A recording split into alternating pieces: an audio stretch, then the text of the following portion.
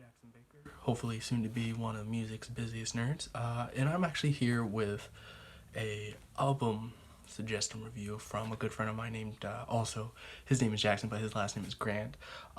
He pointed this album out to me, he sent it to me as a request. So the album is called When We Were Friends by the Backseat Lovers, and so this album came out last year, and if I remember right, the band is from Salt Lake City. But with the sound that they sound like they have a nice mixture of like an early Arctic Monkeys sound, so kind of like a early 2000s like kind of like garage band.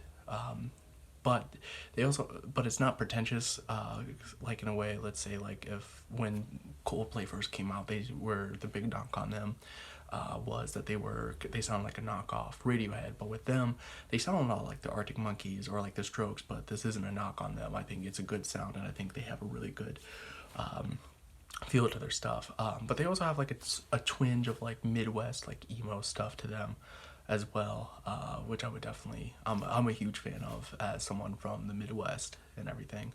But yeah, no, a lot of the stuff, it has a nice garage feel, but it's like very processed, not in a negative way, but it's very well put together with a lot of their stuff. I think for me, the two tracks that really stood out with having like that Arctic Monkeys feel, where you're like, yeah, this sounds like something that they would write, is the song Kilby Girl and Sinking Ship. It has that danceability to the tracks, but also it has a lot of vulnerability with it as well, which is always a good thing. I think the guitars on the album are really great. The only thing I had a knock on guitar wise was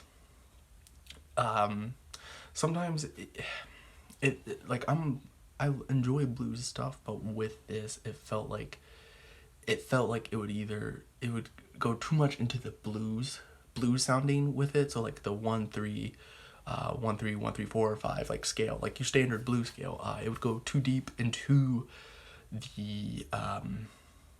into that blues scale-ness, which I think for certain tracks, if they had done it, like if they incorporated that more in some of their acoustic tracks on this album, I think it would have been a lot more fine. But with stuff that has a little bit more danceability, it kind of like throws off, like it'll take you out a little bit, but then it'll pull you back. You're like, all right, yeah, no, I'm still having a good time with this.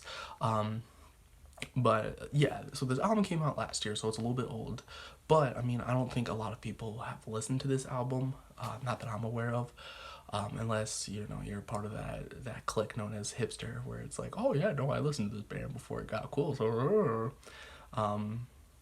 so yeah, no, I would definitely recommend this album. Once again, the band's name is the Backseat Lovers, and the name of the album is When We Were Friends.